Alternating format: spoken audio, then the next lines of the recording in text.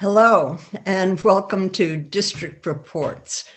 I'm your host, Eve Galanter, a proud former member of the Madison Common Council. After a very long hiatus, we are back, but not with our usual conversation with current members of the Common Council or the department heads who are responsible for implementing their decisions.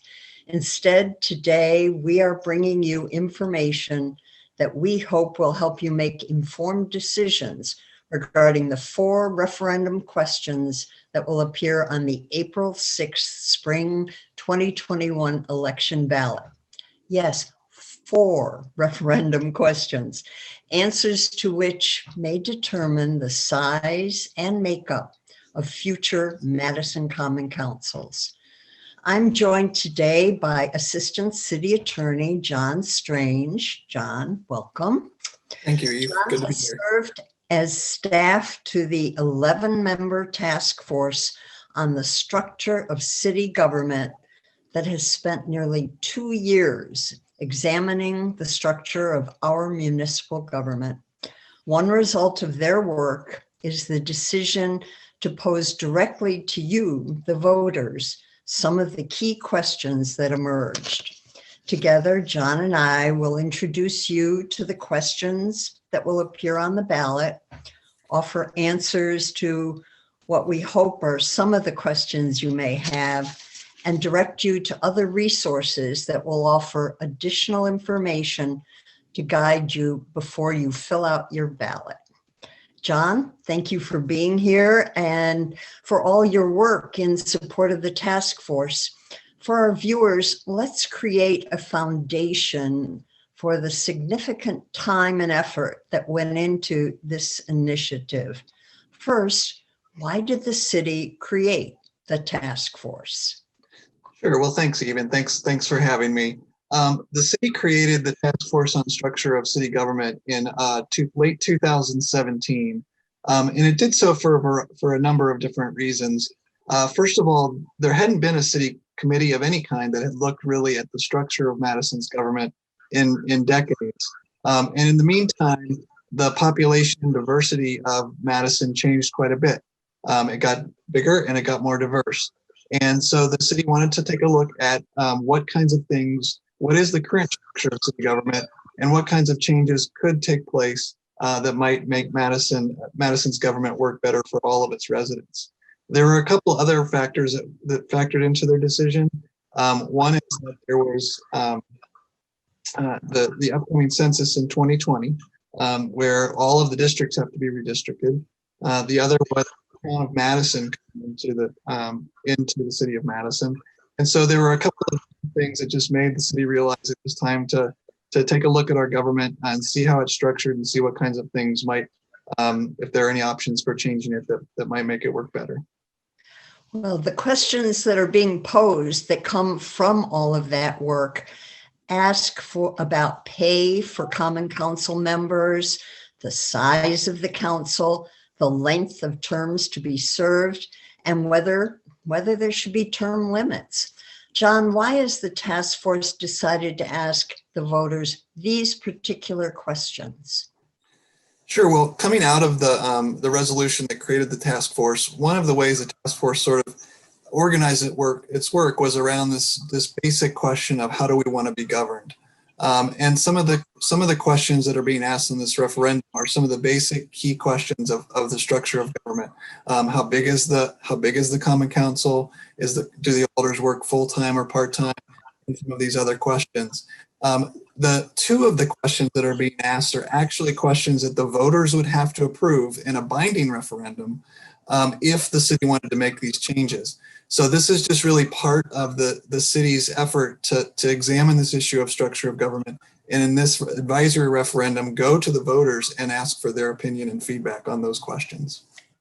Well, before we go to the specific questions, just as they will appear on the ballot, you've already alluded to the fact that each is part of an advisory referendum, not a binding referendum.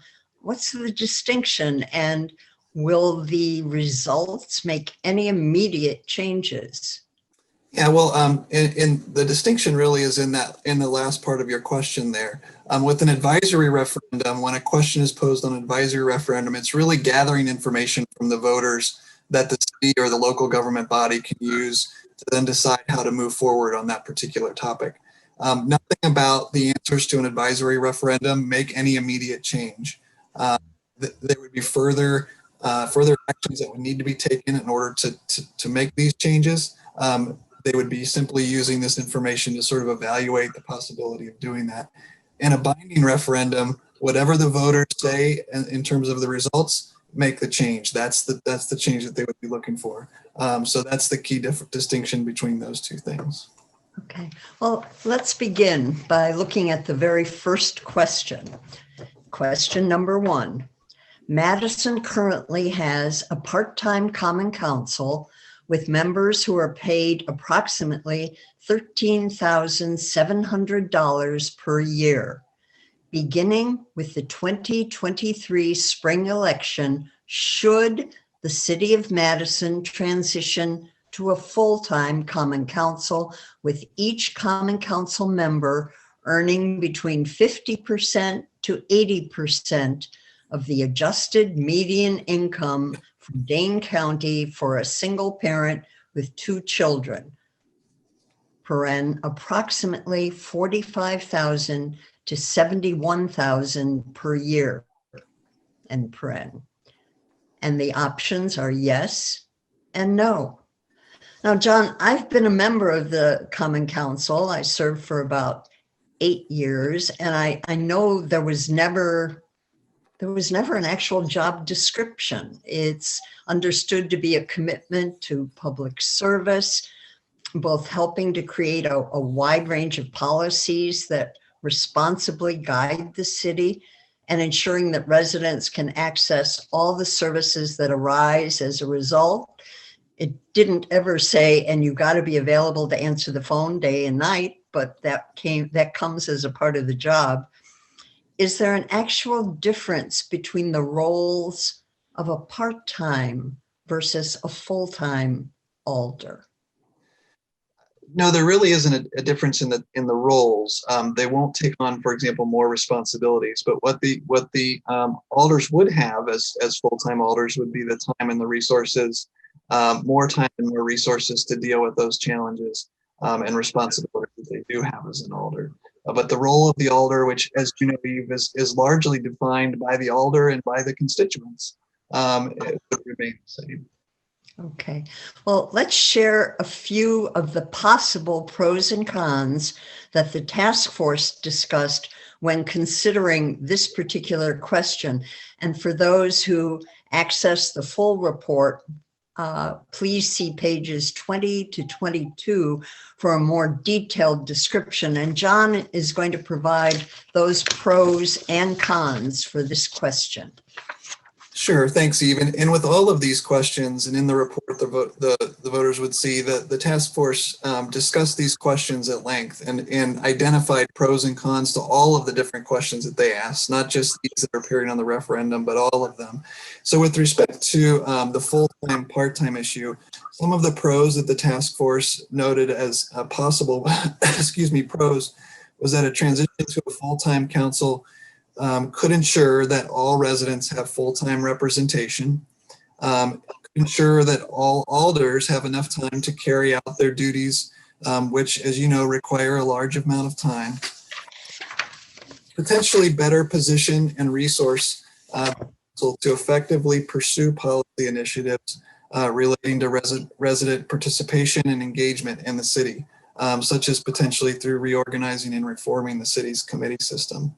At the same time, they recognized that there were some cons that could go along with making that change, such as the risk of professionalizing the role of the alder, or risk of inviting big money into local politics, and the possibility of jeopardizing the varied experiences that a part-time council brings to the Common Council. So those are some of the pros and cons that they looked at with respect to that particular question. And again, as with this question, as with the others, you'll be able to see a great deal more information in the full report, and those were on pages 20 and 22 for this particular question. John, what would be required for the city to actually make this change as proposed in the question? Yeah, so there's no particular on-off switch to full-time, part-time, but what the question contemplates is providing more resources to allow the alders to have as a full-time job. And so in this particular instance, this question would not require a binding referendum by the voters, but the council could do this through budget appropriations, ordinance changes, to create the changes that would effectuate this particular change. So it's truly advisory. Truly advisory, correct. All right, moving on to question number 2. Question 2, currently Madison has a part-time common council comprised of 20 alderpersons, 1 from each alderperson district. Beginning with the 2023 election, should the size of the Madison Common Council be reduced, be increased, remain the same? John, there are currently 20 members of the council, each representing a district of about 12,500 residents. If the number of council members changes, what will happen to the size of the districts, and when might that happen? Because aren't we already going to be changing district boundaries as a result? As you mentioned earlier, we've got the results of the 2020 census population determinations coming to us very, very soon. So first, could we address that issue? Sure. Yeah. So every time there's a new census, so every 10 years, state law requires cities to redistrict their alderperson districts. And so the basic idea is that those districts have to be equal. They have to contain, as near as possible, an equal number of people. So the city will be going through that process. As with just about everything else this year, it's messed up a little bit by the pandemic. There's been a delay in the census data getting to the city. Right now, we expect that data to get to the city sometime in September. And so we're looking at probably pushing that, the final redistricting for the census back into the first couple of months of 2022. So that process will go forward just as it always does. And the city will redistrict, excuse me, for 20 different alders. And then if the city were to make a change to a different size of council, what would happen to the districts is they would change too. So if the council, the number of council members were reduced, those districts would get larger. If the number of council members stayed the same, they would stay the same. And if the council got bigger, of course, the districts would get smaller, but they would all be equal in number. Is it unusual to have multiple choice in a voter referendum? It is unusual for a binding referendum. You cannot have multiple choice in a binding referendum, but with advisory referendums, there's a little bit more leeway. And and so the reason that this question is posed as a multiple choice question is because really there are three chances, and to get true voter feedback on how the voters would like to be governed, we wanted to give those 3 choices. It's like having an option of none of the above when you're voting. Yes. Okay. Well, let's move on to some of the pros and cons to changing the size of the council that the task force considered. Again, there's more detailed information about this, additional pros and cons on pages 22 and 23 of the full report.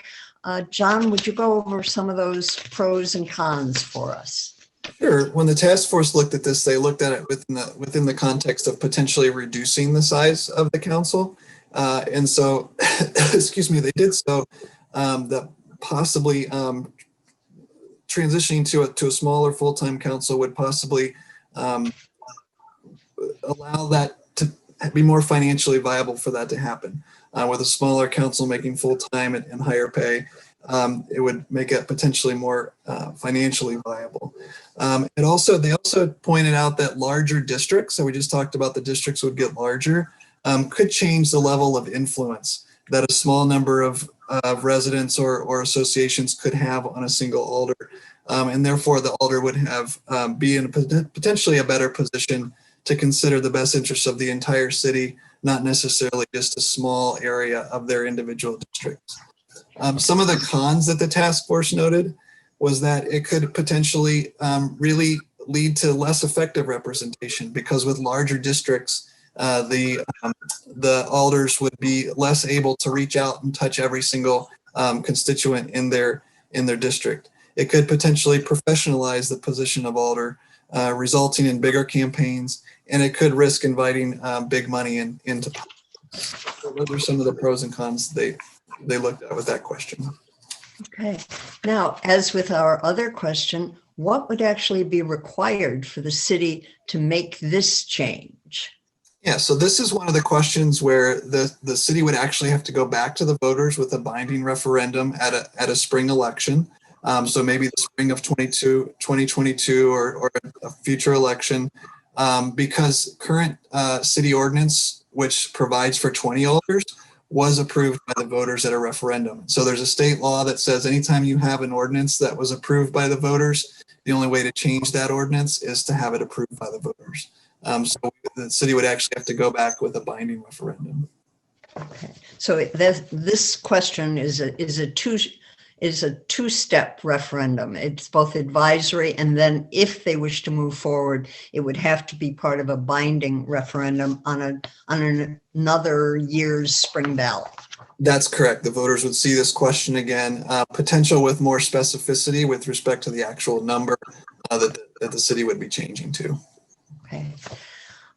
Question number 3. Madison alderpersons are currently elected to 2-year terms. The Madison mayor is currently elected to 4-year terms. Beginning with the 2023 spring election, should City of Madison alderpersons be elected to 4-year terms? Yes or no? John, the mayor serves a 4-year term and council members serve 2-year terms. Has it always been that way? No, in fact, in 1987, the voters changed the mayoral term from 2 years to 4 years. So that's part of that voter referendum that happened in 1987. Okay. Again, let's talk about some of the pros and cons. The task force considered regarding this question, more on pages 24 and 25 for those who are following along in the full report. Some of the pros, John.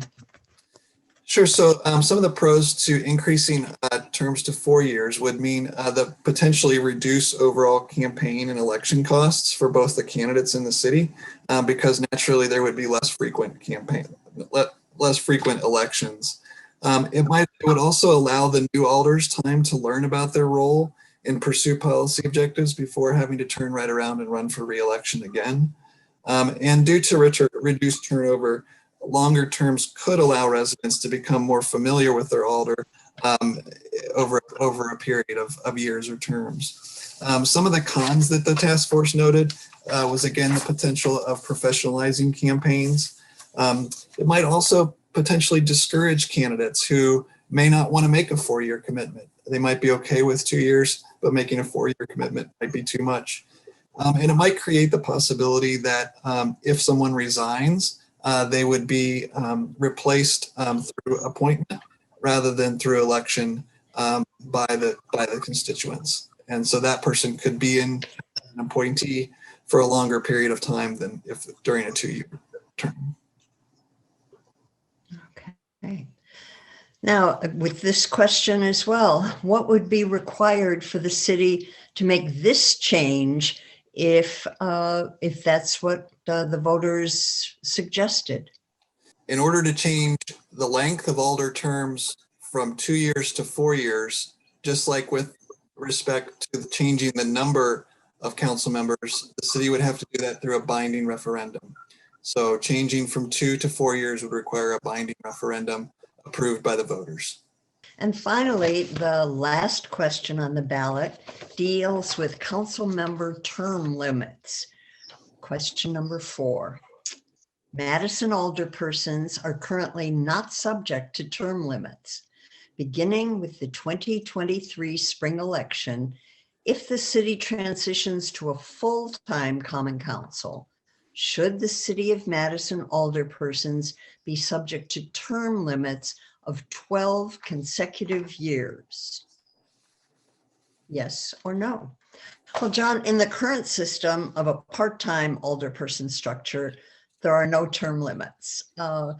Some folks obviously have served for multiple terms, and others have found circumstances that cause them to leave the council after 1 term or 2 terms.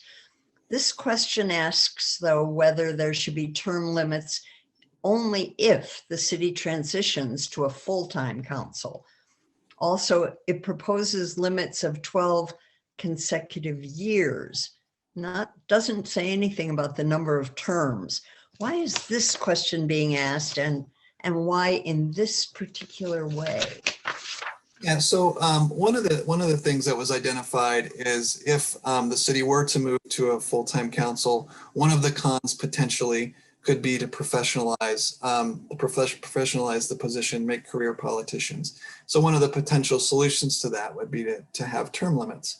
And so this question is asked if the city would be inclined to go to a full-time council, would it want to have term limits in place to potentially prevent professionalizing the position, at least as one strategy. It's written in the sense of years instead of terms, because as you know, there's also a question about the length of terms. And so by saying years, it really doesn't matter whether we decide on 2 or 4 year terms. It would be either 3 4-year terms or 6 2-year terms. So really just blocking it to that 12 consecutive years. Okay. I recall that when I first ran for the city council, I was filling an unexpired term. So there was a special election in June. The following spring, I had to run again to complete the full term. And then the following spring, I had to run for a new 2-year term. So there are years and there are terms, and it does make a difference in terms of going door to door in February. John, share with us a few pros and cons. There are more on page 24 of the report about the limitations. Sure. So some of the some of the pros and cons that the task force identified were imposing term limits could ensure a cycle of candidates with new ideas, could potentially discourage career politicians, and possibly result in more competitive elections with less influence from outside groups. Some of the cons they identified is that it could deprive the council of experienced leaders. It could also potentially infringe on the democratic process by prohibiting an alder who constituents may really like from continuing to serve that particular district, at least until another cycle of 12 years could come up. And it potentially impacts the ability of alders to follow through on really long-term projects, funding, or policies that may last for longer than that 12-year period. And what would be required for the city to make this change, should it be the voters' interest? This could also be this change could also be done just by city ordinance. We'll just decide to do term limits, and it could be by city ordinance. Okay.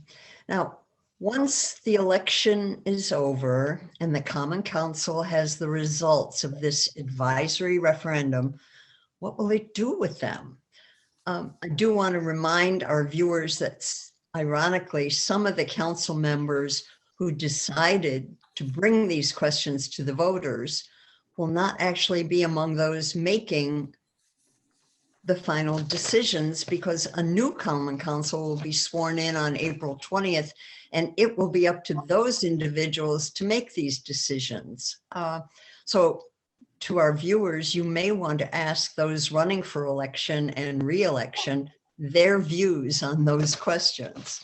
So John, what will the council do? Well, I obviously can't predict for sure what the council will do, but the idea is to take this information and decide if and whether to pursue these potential changes. If in the resolution that authorized the city to place these questions on the ballot in the spring, it also talked about the possibility of coming back in the spring of 2022 with a binding referendum on those questions that we talked about that required a binding referendum. So I suspect that they'll take the results, they'll get together and talk about them and decide how to move forward, if at all. Okay, well, thank you for sharing all of your experience and expertise on these items. And thank you to all those who contributed their time and energy to the task force and the exploration of these and many other questions about our city government. A reminder that the final report of the task force and all the other recommendations and other resources are available to our viewers. If you wish to learn more, a full list will be on your screen at the end of our program. We do hope that this program has provided you with information that will enable you to make an informed decision when you vote either in person at the polls on April 6th or by absentee ballot.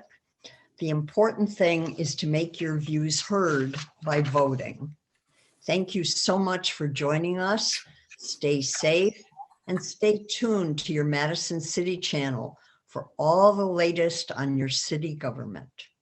Thank you.